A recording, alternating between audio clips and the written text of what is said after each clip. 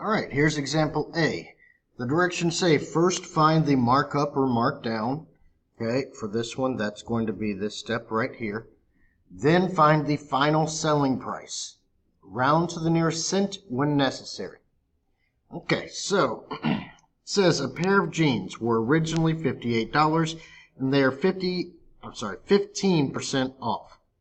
So with markup and markdown, sometimes you are going to add at the end, sometimes you are going to subtract at the end.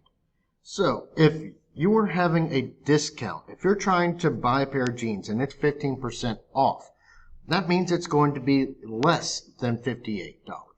So that means the word off means that you're going to be subtracting.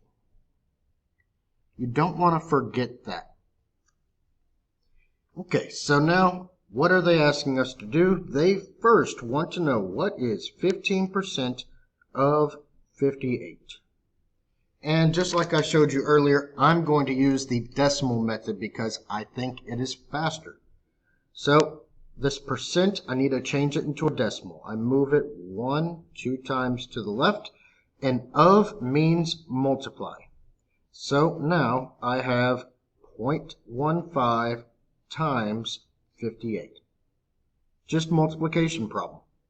So 58 times 0.15. 8 times 5 is 40. 5 times 5 is 25. Plus 4 is 29.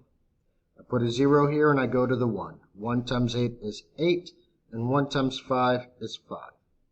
Now I need to add this all up.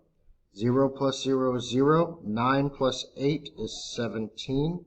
5 plus 2 is 7. Plus 1 is 8. Okay? But I cannot forget that decimal. You have 2 numbers behind the decimal in the problem, so you need 1, 2 in your answer.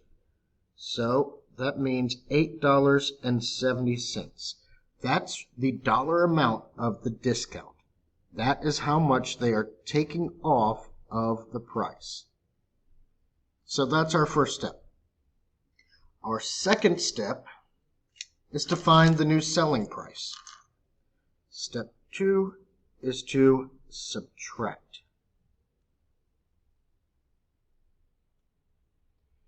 Okay? So we need to start with our original, $58, and we're going to subtract $8.70 from it. Here's something that a lot of people mess up. They forget their decimal rules. Whenever you add or subtract with decimals, you must line up the decimals. Okay, you may not see a decimal here, but if this is $58, you can write it like that, or you could write it as $58 just like that. Okay, it means the same thing. And now you have a decimal and 2 numbers after it, just like this one does. So I have $8.70 that I'm going to subtract from it. Notice my decimals are lined up.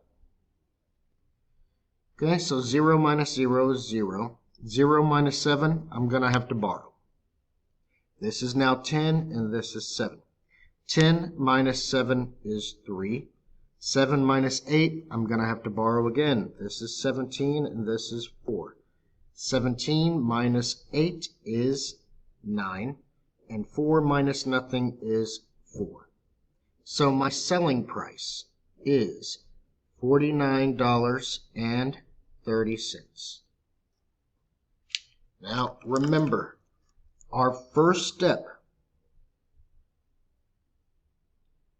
was to find percent of a number. In this case, it was 15% of 58.